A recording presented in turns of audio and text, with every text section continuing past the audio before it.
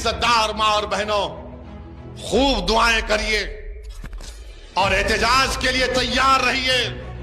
याद रखो, मैं तुमको पुकार पुकार कर कह रहा हूं, अगर आज तुम बेदार नहीं होगे तो आने वाली नस्लें तुमको हमको कोसेंगी कि तुमने हमारी मस्जिद को तक नहीं बचा सके, तुम्हारे औलिया अल्लाह के आस्थानों को नहीं बचा सके, तुम्हारे खबरस्तानों को नहीं बचा सके।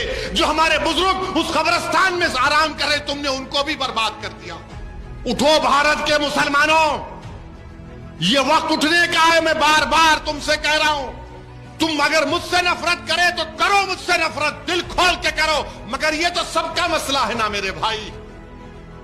ये कोई जो बंदियों बरेलवियों का अहले हदीस का मसला नहीं है, ये वक्फ का मसला है। जो जायदाद अल्लाह के नाम पर है, तुम और हम क्या जवाब देंगे हशर के मैदान में। अस्सलामु अलैकुम रहमतुल्लाहि व बरकातहू। मैं मोहम्मद नईम ऑल इंडिया मजलिस इत्तेहादुल मुस्लिमीन का एक सिपाही, सरगर्म व कारकुन अंबरपेट डिवीज़न और अंबरपेट काउंसिल से ताल्लुक़ रखता हूँ। मैं आज सबके दरमियान में आने का एक ज़रूरी मकसद समझता हूँ कि हम सबको पता है कि हाल में पार्लियामेंट में वक्फ अमेंडमेंट बिल 2025 को पास किया गया है, जो कि ये बिल बिल्कुल हमारे ख़िलाफ़ है। ये काला कानून बिल्कुल हमारे ख़िलाफ़ और नुकसानदार है।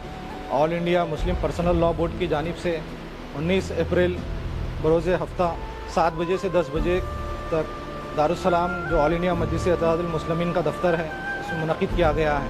All India Muslim personal law board के सदर मौलाना खालिद सैफुल्लाह रहमानी साहब और तेलंगाना और आंध्र प्रदेश के all India Muslim personal law board के मेंबर्स, ऑल पार्टी सियासी लीडर्स इसमें शिरकत करेंगे। आज हम पर ये काला कानून मुसल्लत किया गया है।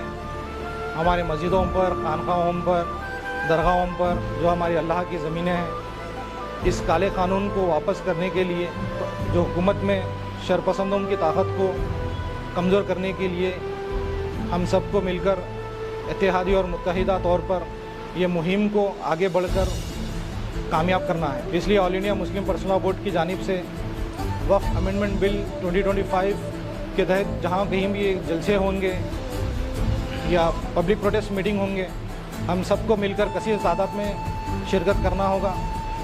और मैं हमारे अंबरपेट कॉन्स्टिट्यूंसी के ज़िम्मेदारान और बुज़ुर्गों से गुजारिश करता हूं कि आप लोगों की सरपरस्ती और रहनुमाई हम नौजवानों के इत्तेहाद का सबूत पेश करती है और ये इजलास को मजबूत की कामयाबी देती है। तो मैं फिर एक बार अंबरपेट के नौजवानों से और मेरे साथियों से गुजारिश करता हूं कि ये इजलास में कसीर तादाद में शिरकत करिए और इस इजलास को बड़े ही अंदाज से इसको कामयाब करना है। इसलिए ये एहतिजाजी जलसा जो मुनक़िद किया गया है, क्योंकि ये वक्फ अमेंडमेंट बिल जो लाया ये बिल्कुल अनकॉन्स्टिट्यूशनल है और हमारे कॉन्स्टिट्यूशन के ख़िलाफ़ है। इस कानून को वापस करने के लिए हम सब मिलकर आगे बढ़ना है और सारे सियासी लीडर्स को इत्तेहाद और मुत्तहिद होकर हमको साथ बढ़ना है।